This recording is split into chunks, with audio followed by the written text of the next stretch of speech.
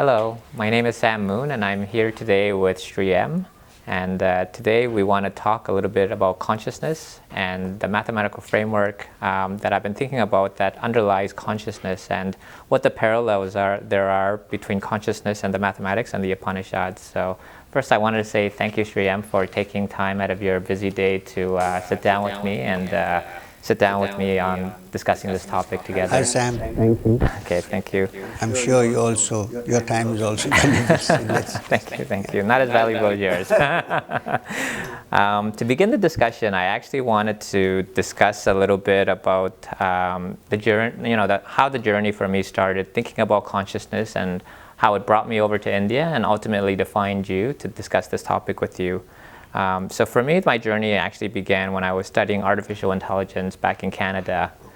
And as I started to look into artificial intelligence, while the gap between human intelligence and computer intelligence is still very broad, we are actually now getting to a point where I think that, that the way machines learn is starting to become closer to the way people think. And as I started to research into that more, I really started to think, how is it that, it takes so much programming and so much work to bring about even like the simplest artificial intelligence? How is it that our human consciousness actually seems to, you're born and your human consciousness just seems to just emerge out of nowhere without a program or without anything like that? And it got me to a more general question about just how complexity in nature just seems to arise. So when we look around nature, like very complex things like trees, whatever it is, all seems to arise and it happens so effortlessly without anyone seeming to design it or anything like that.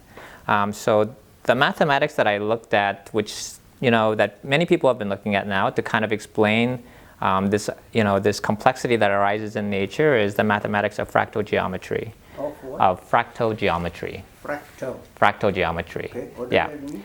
So fractal geometry is actually a mathematics that starts off with a very simple equation. And this equation basically is a function that calls previous iterations of the function. And as this function basically calls itself, and that function calls itself, and that function calls itself, what they found was actually amazing complexity starts to arise as you go through many iterations of this function.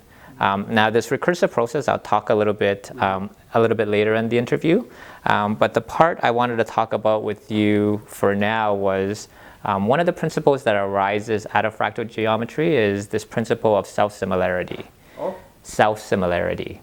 Self-similarity. Similarity. Yes, and self-similarity basically says that smaller components or smaller patterns will form together to create a more complex pattern. But that more complex pattern will actually start to resemble the smaller pattern, that the macrocosm actually starts to resemble the microcosm. Now, as I was thinking about, the discussion topics with you, the amazing thing was I actually follow the emails that you send with daily quotes. And the very day, actually, I was thinking about self-similarity. There was an email that you actually sent which really seemed to touch on this topic of self-similarity.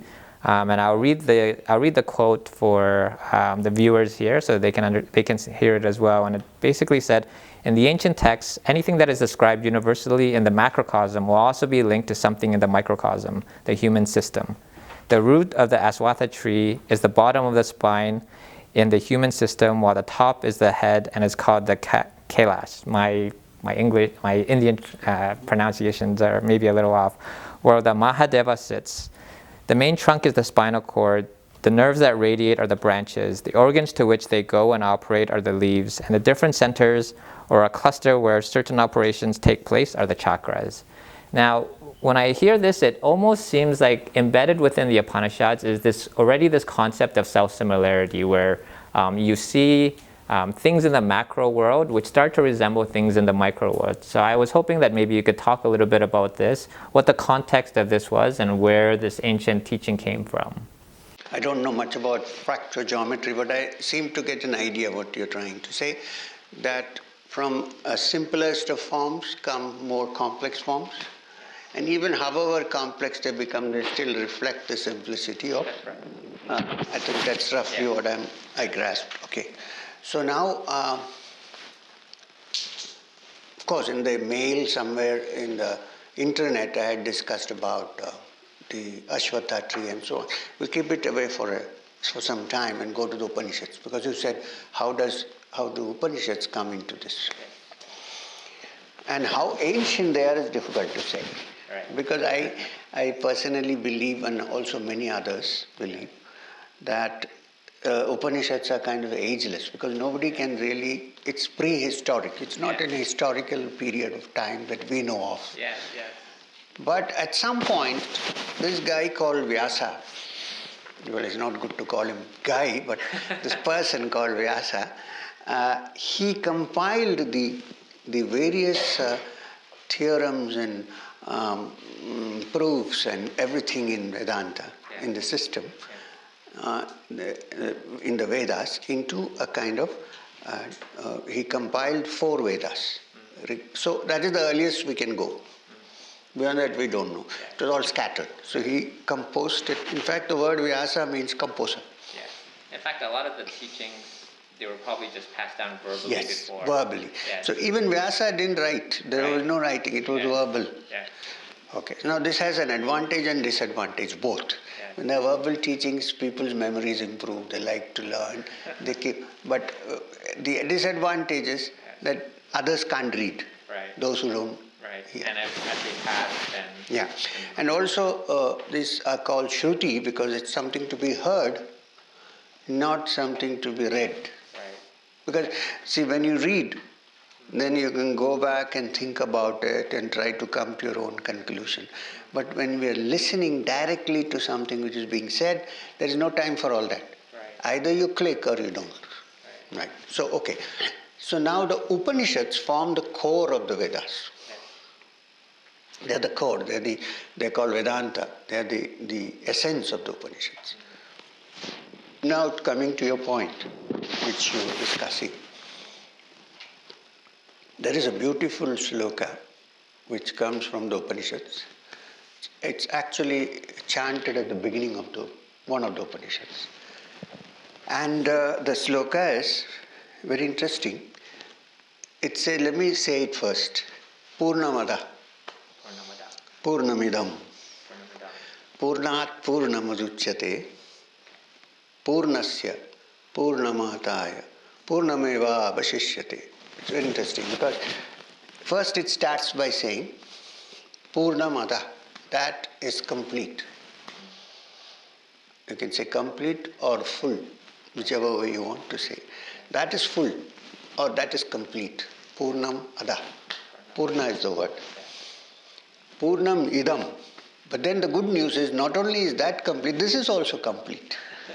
You see, Purnamada, Purnam idam. This is also complete. Although the human mind in its limited conditioning does not recognize this as Purna. It recognizes it as Apurna, not complete, not full, because it's still caught up in its conditionings. When it breaks free of that conditioning, then it figures out that the source from which this whole universe has come, which is complete, Purna, also exists in me, in the microcosm, as completeness in seed form. Although I don't see it because my mind is so conditioned. And this seed, this what we call the microcosm, has come from that macrocosm, which is complete, Purna. Purnasya Purnamathaya. From that, this has come.